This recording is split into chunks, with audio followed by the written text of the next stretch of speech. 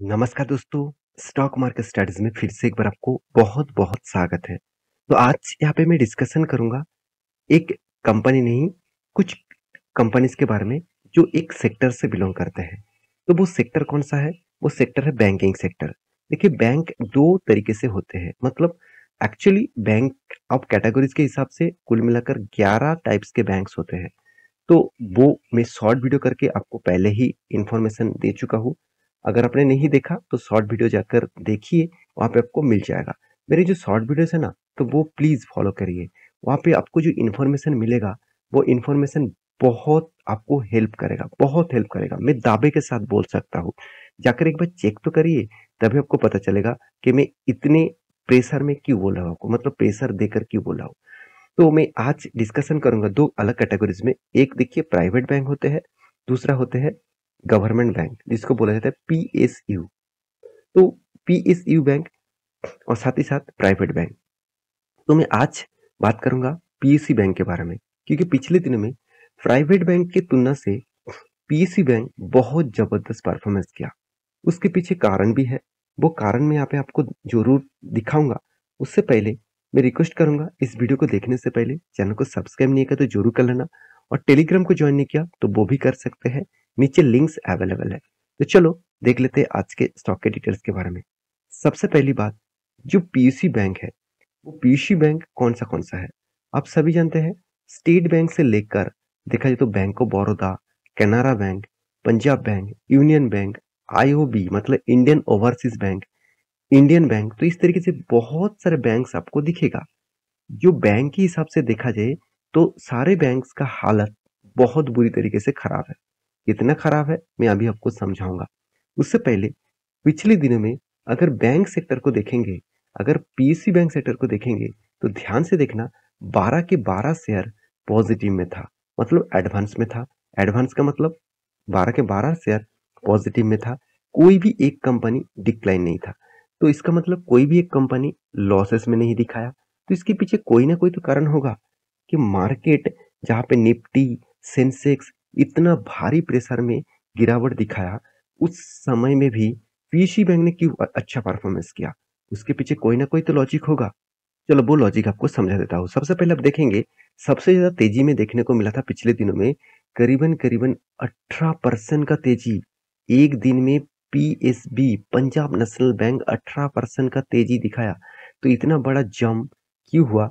उसके बारे में जानना है तो मुझे ज़रूर कमेंट करिए, उसके ऊपर डिटेल्स वीडियो मैं आपको बना के दूँगा।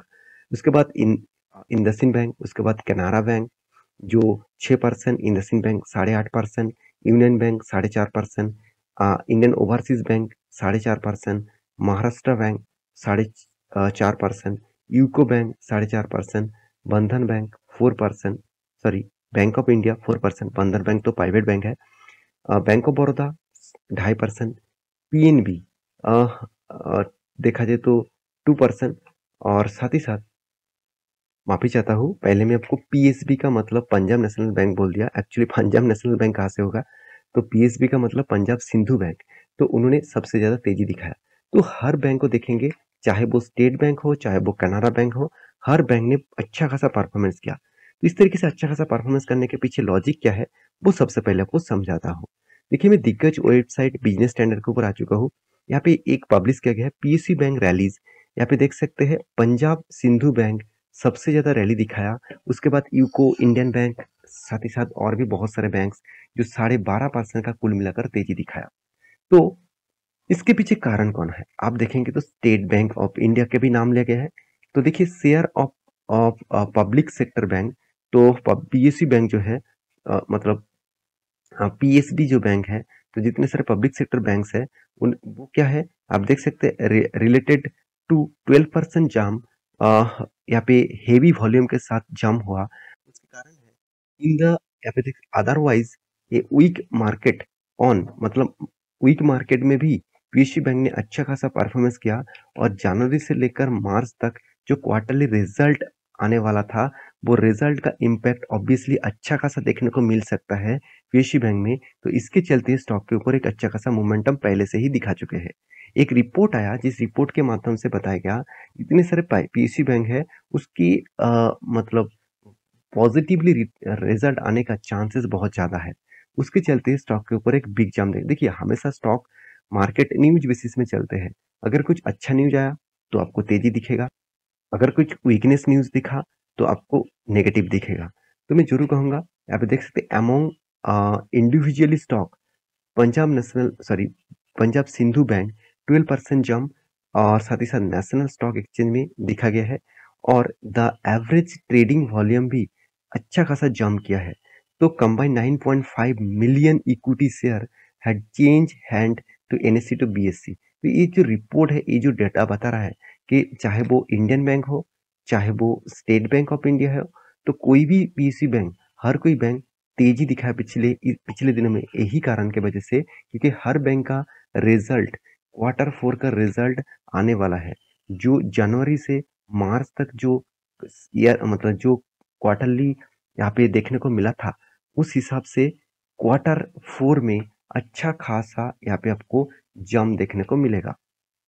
तो मैं ज़रूर कहूँगा, कंपनी के ऊपर जो जंप है, कंपनी के ऊपर जो तेज़ी है, वो तेज़ी ऑब्वियसली इसीलिए हुआ क्योंकि कंपनीज़ की जो मतलब रिज़ल्ट है, उस रिज़ल्ट सामने आएगा, तो इस एक्सपेक्टेशन किया जा रहा है कि पीएसयू बैंक में अच्छा खासा रिज़ल्ट आपको देखने को मिलेगा।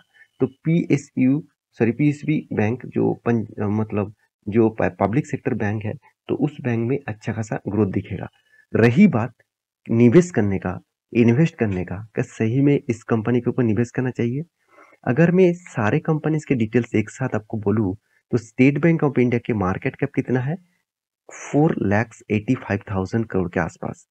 तो इस कंपनी का डिविडेंड यील्ड कम है। अ, साथ ही साथ कंपनी का देखिए नेट क्वार्टरली मतलब प्रॉफिट भी अच्छा खासा, सॉरी नेट क्वार्टरली और प्रॉफिट भी देखने को मिला।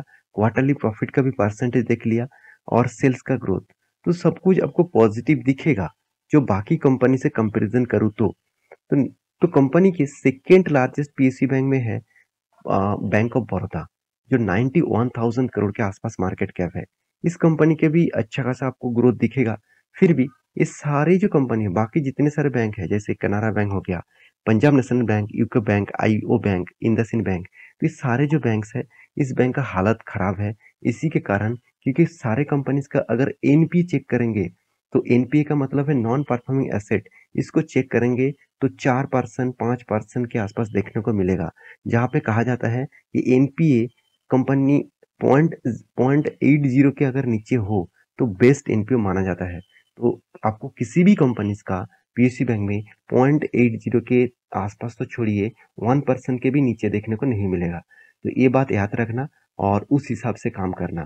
तो रही बात इन्वेस्टमेंट का, अगर आप कहेंगे सर आप किस कंपनी के ऊपर प्रेफर करेंगे, अगर आप निवेश करके रखे हैं तो कौन सा कंपनी के ऊपर आपने निवेश करके रखा है पीएसयू बैंक में, तो मैं जरूर कहूंगा आप जरूर focus state bank of India के ऊपर रख सकते हैं। देखिए, मेरा कोई रिकमेंडेशन नहीं है, आप एक बार रिसर्च करेंगे स्टेट बैंक ऑफ इंडिया के ऊपर तो आपको सारे डेटा क्लियर हो जाएगा। तो ये था आज का डिटेल्स, आज का टॉपिक। तो मैं जरूर कहूंगा आप मतलब स्टेट बैंक ऑफ इंडिया के ऊपर फोकस रखिए, क्योंकि इस कंपनी में एक स्टेबिलिटी और एक स्ट्रेंथ भी आपको देखने को मिल जाएगा। तो जिस तरीके से कंपनी का सेल्स ग्रोथ, प्रॉफिट ग्रोथ और रिटर्न ऑफ इक्विटी सब कुछ मेंटेन किया और रिटर्न भी सीएजीआर के परसेंटेज के हिसाब से पॉजिटिव दिया।